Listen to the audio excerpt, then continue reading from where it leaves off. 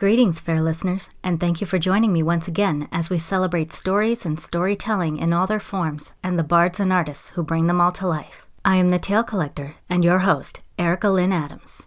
The inner sanctum of the domestic sphere as practiced by the people of Victorian-era Britain was not unlike a cliched fairy tale come to life. The woman would do very little other than occupy herself with domestic duties like housekeeping and child-rearing, and often looking very attractive while doing it, as she waited diligently to be claimed as the reward by the man once he came home from, quote-unquote, saving the day, doing all the hard work and making all the fortune outside the home. Stereotypical though this may sound to our modern sensibilities, this setup nevertheless had the good intention of providing a sanctuary from the dangers and hardships of the outer world. Not only a literal one, but a mental and emotional one as well. But as we have long since learned over the centuries, even our own personal Edens can and do hide their fair share of serpents. Few novels exemplify this quite like Mary Elizabeth Braddon's Lady Audley's Secret, first published in 1862 and recommended for readers 17 and up.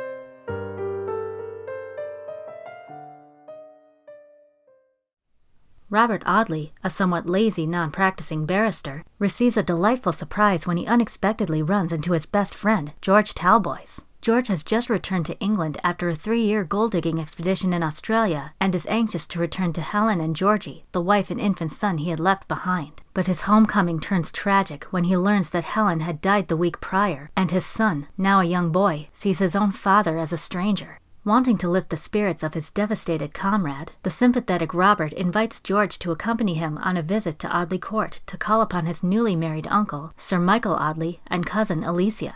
Robert is especially eager to meet his new aunt, the gentle and lovely Lady Audley, only for the two friends to just keep missing her.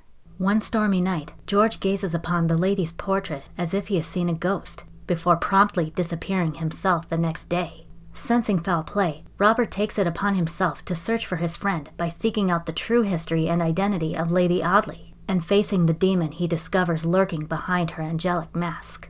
Sensation fiction, at its peak popularity in the 1860s and 70s, is defined as fiction in which shocking material is used to explore contemporary social anxieties. But Lady Audley's Secret, both the book and its author, raised eyebrows for more than just cheap shock value. In a most ironic and even hypocritical case of life imitating art, Braddon herself was involved in bigamy, just like her characters in the very plot she was still writing and selling. She first partly serialized the book in 1861 in John Maxwell's Robin Goodfellow magazine. Not only would Braddon have an affair with Maxwell, who was already both a husband and father, but would go on to marry him upon his first wife's death and bear her own children with him. Despite the ensuing scandal, or maybe because of it, Lady Audley's Secret would be Braddon's most successful and best-known work, and one of, if not the finest, in the sensation genre. Compared to overtly supernatural contemporaries like Bram Stoker's Dracula or Robert Louis Stevenson's Strange Case of Dr. Jekyll and Mr. Hyde, I think sensation stories made polite society more nervous back then for the same reason certain slasher or psychological horror films like Halloween or Saw make some modern audiences more nervous today. They are not outside the realm of reality or possibility. Though the eponymous character is painted as a fairy tale princess incarnate, it's a portrait more ignorant and immature than elegant and dignified. While Braddon's repetition of the word childish gets old fast, it's fitting nonetheless. And not just because Lady Audley happens to be at least 30 years Sir Michael's junior. The way she seldom seems to read the room, so to speak, acting so blithe when the present atmosphere is so solemn and grim, feels inappropriate to the point of callousness. Even the usually easygoing Robert is quick to notice this, his own eye for her beauty notwithstanding.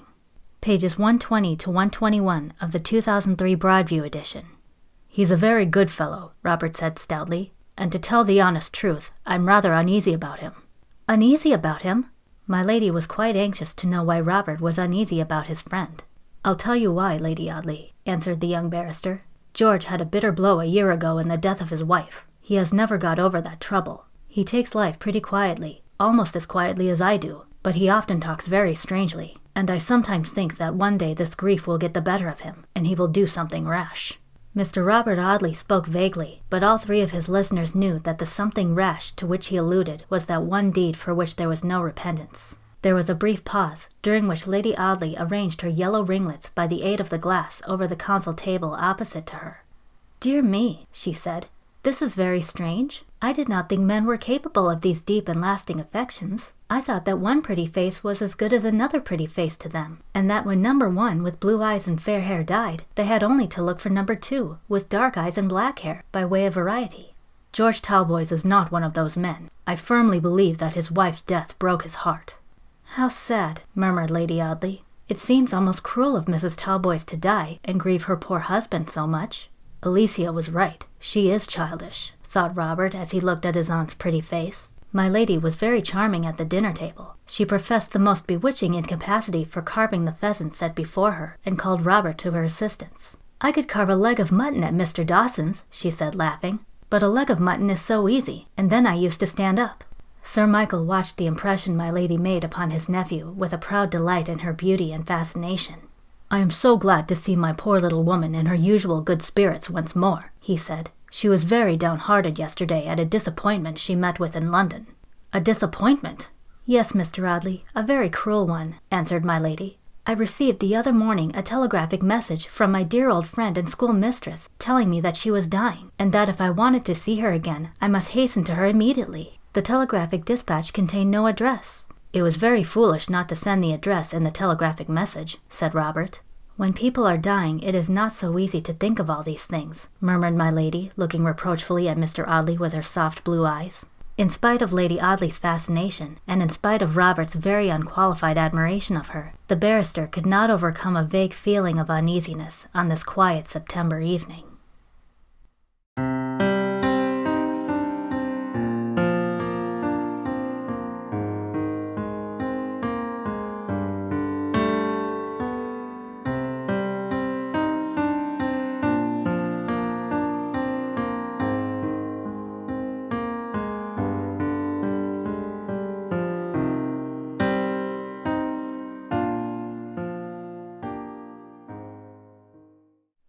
The negative socio-economic impact of the Industrial Revolution also influenced sensation tales, in that there became fewer smaller rural communities in which people knew each other intimately, as well as a significant shrinkage of social and personal gaps between the upper and lower classes. Phoebe, because of her status as Lady Audley's maid, is never considered attractive despite her physical resemblance to her. But she is taken into the lady's confidence as more of a close companion, giving her a sense of superiority even while she self-righteously declares her humble loyalty. This too rocked Victorian readers as it showed them just how easily a quiet but watchful servant could access their rich employer's secrets while hiding their own.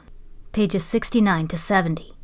"I wish I could show you the jewels, Luke," said the girl, "but I can't, for she always keeps the keys herself. That's the case on the dressing table there." "What, that?" cried Luke, staring at the massive walnut wood and brass inlaid casket. "Why, that's big enough to hold every bit of clothes I've got." "And it's as full as it can be of diamonds, rubies, pearls, and emeralds," answered Phoebe, busy as she spoke in folding the rustling silk dresses and laying them one by one upon the shelves of the wardrobe. As she was shaking out the flounces of the last, a jingling sound caught her ear, and she put her hand into the pocket. "I declare," she exclaimed, "my lady has left her keys in her pocket for once in a way. I can show you the jewelry if you like, Luke." "Well, I may as well have a look at it, my girl," he said, rising from his chair and holding the light while his cousin unlocked the casket. He uttered a cry of wonder when he saw the ornaments glittering on white satin cushions. He wanted to handle the delicate jewels, to pull them about and find out their mercantile value. Perhaps a pang of longing and envy shot through his heart as he thought of how he would have liked to have taken one of them. "Why, one of these diamond things would set us up in life, Phoebe," he said, turning a bracelet over and over in his big red hands. "Put it down, Luke! Put it down directly!" cried the girl with a look of terror. "How can you speak about such things?" He laid the bracelet in its place with a reluctant sigh, and then continued his examination of the casket. "What's this?" he asked presently, pointing to a brass knob in the framework of the box. He pushed it as he spoke, and a secret drawer, lined with purple velvet, flew out of the casket. "Looky here," cried Luke, pleased at his discovery. Phoebe Marks threw down the dress she had been folding and went over to the toilet table. "Why, I never saw this before," she said. "I wonder what there is in it." There was not much in it, neither gold nor gems, only a baby's little worsted shoe rolled up in a piece of paper, and a tiny lock of pale and silky yellow hair, evidently taken from a baby's head. Phoebe's eyes dilated as she examined the little packet. "So this is what my lady hides in the secret drawer," she muttered. "It's queer rubbish to keep in such a place," said Luke carelessly. The girl's thin lips curved into a curious smile. "You will bear me witness where I found this," she said, putting the little parcel into her pocket. "Why, Phoebe, you're not going to be such a fool as to take that," cried the young man. "I'd rather have this than the diamond bracelet you would have liked to take," she answered. "You shall have the public house, Luke." But perhaps the saddest aspect of this story is that no one cares enough to take time to understand the people close to them, resulting in more than just criminals and blackmailers carrying out their misdeeds under oblivious noses. Alicia, for instance, is disgusted by her stepmother's frivolous immaturity, not to mention the sight of grown men falling for it. Thus, she never suspects that her cousin's increasingly serious interest in Lady Audley is anything more than typical idiotic male fawning, further eroding their already brittle relationship. This lack of personal appreciation extends even to Robert, who surprises himself when he puts his skills as a barrister to good use for once in tracking George and those who had contact with him. Unfortunate that Robert's transformation into a more dedicated and responsible man has had to come at the expense of his dearest friend. Pages 133 to 135. Very late in the evening he rose from his chair, pushed away the table, wheeled his desk over to the fireplace, took out a sheet of foolscap, and dipped a pen in the ink. But after doing this he paused, leaned his forehead upon his hand, and once more relapsed into thought. "I shall draw up a record of all that has occurred between our going down to Essex and tonight, beginning at the very beginning." He drew up this record in short detached sentences, which he numbered as he wrote. It ran thus: Journal of facts connected with the disappearance of George Talboys, inclusive of facts which have no apparent relation to that circumstance. In spite of the troubled state of his mind, he was rather inclined to be proud of the official appearance of this heading. He sat for some time looking at it with affection, and with the feather of his pen in his mouth. "Upon my word," he said, "I begin to think that I ought to have pursued my profession instead of dawdling my life away as I have done." When Robert Audley had completed this brief record, which he drew up with great deliberation, and with frequent pauses for reflection, alterations, and erasures, he sat for a long time contemplating the written page. Skipping to page 183, he rested his elbows on his knees and buried his face in his hands. The one purpose which had slowly grown up in his careless nature until it had become powerful enough to work a change in that very nature made him what he had never been before, a Christian, conscious of his own weakness, anxious to keep to the strict line of duty, fearful to swerve from the conscientious discharge of the strange task that had been forced upon him, and reliant on a stronger hand than his own to point the way which he was to go. Perhaps he uttered his first earnest prayer that night, seated by his lonely fireside, thinking of George Talboys. When he raised his head from that long and silent reverie, his eyes had a bright, determined glance, and every feature in his face seemed to wear a new expression. "Justice to the dead first," he said. "Mercy to the living afterward." He wheeled his easy-chair to the table, trimmed the lamp, and settled himself to the examination of the books.